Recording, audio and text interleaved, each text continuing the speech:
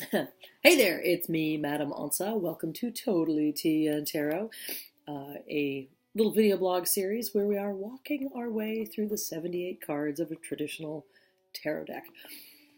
Today we are doing the Three of Swords, and the tea that corresponds with the Three of Swords is pleurisy root. Now, pleurisy, that doesn't sound good. Pleurisy root is an herb that is intended to help with illnesses of wetness, like pneumonia, basically wet, goopy type of stuff.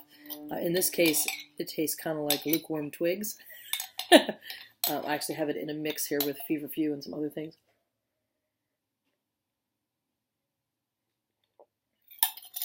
It's fine. It's inoffensive. And again, it is a traditional remedy.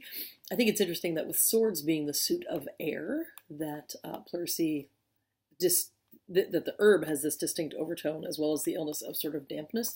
So I suppose, if you think about it in terms of like the imagery and the construct of like the Thoth deck, that sort of thing, it's probably water of air or something like that. Anyway, it's fine. Pleurisy root. That's the thing for today. Also, the Three of Swords. So we've got, again, I'm Madam Onca, and what we've got here today is 3 different decks. We are walking our way through different artwork, as well as herbs, and just a quick overview, like a 5-minute talk about each thing. So the Three of Swords is one of the few, it's funny, I don't have well, this one's kind of traditional. With the genius, that was Pamela Coleman Smith as an illustrator.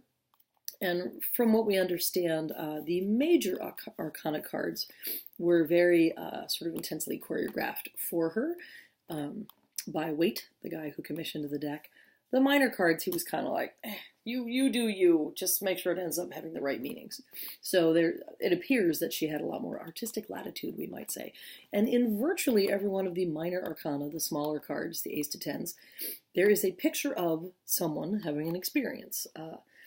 There's really only about 2 exceptions to that in terms of the people cards. One is the Eight of Wands, which is usually wands flying by. It sort of suggests things moving quickly.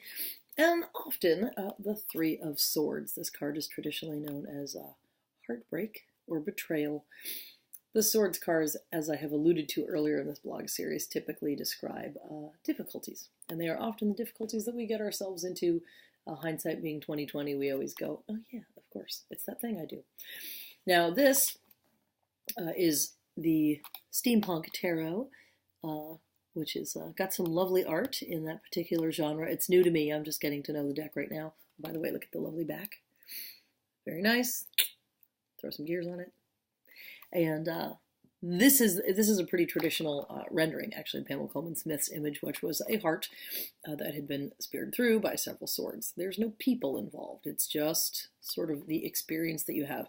This is the card of heartbreak and betrayal.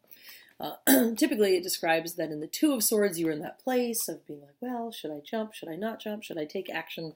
And unfortunately, the return in this case is often difficulty that is brought to us as a result of our relationships with others. So this is how Barbara and the artist that she chose to work with, who's just great, whose name I will find out by next time, Alice, I want to say. Anyway, they were a very good illustrator. This is how they chose to render this. I apologize for the glare. Now this is a deck that I have been working my way through in the last week or so. I have no idea what this deck is called. So if anybody knows, let me know. It just came to me, but it did not come to me with a name. It just came to me literally in a Ziploc bag. So this one, it really reminds me a little bit of the Cosmic Tribe, which is a radical fairy tarot, very Photoshoppy. And it, do the kids even use that anymore? Anyway, it is like photo collage, and it's well done. It has, to me, sort of Crowleyan overtones, a little gentler. And we see here discord. So there's this sense of swords clanking. You can almost hear them ringing as they strike each other. Again, there's no people involved in this particular image. I, as a young illustrator, took the bold step of trying to figure out how to illustrate this principle of heartbreak and betrayal. This is my image.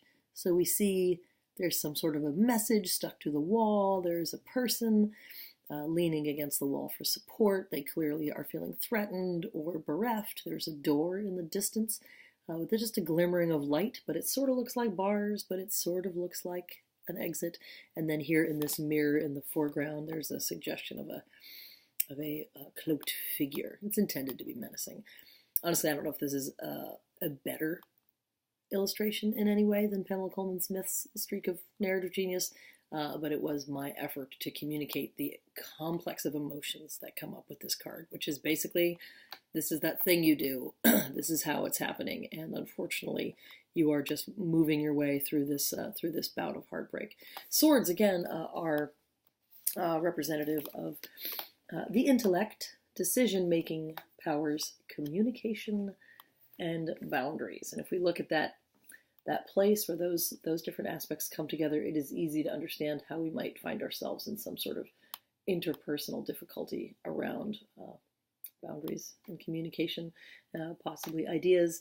And so much of this, because of the imagery of the heart, so much of this card is about how you feel, and yet it is not a cups card, it is a sword card. So it's really like about choices that were made, words that were said. So it's pretty tough.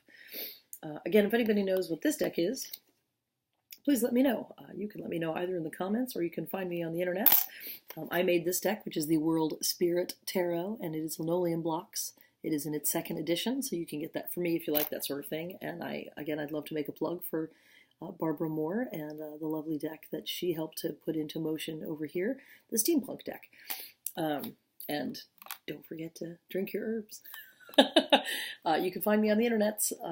I have a Patreon, I have an Etsy. All of these things are under Madame Onca, Madame Onca. I'm also leading a tour. I'm leading the tarot part, I should say, of a tour to Tuscany and Cinque Terre. That will also have yoga and hiking, biking, eating, and drinking this summer. So you can find out about that also at ranadventures.com. So I think that's it. Thank you so much. 7 minutes. Where does the time go? We'll do more next time.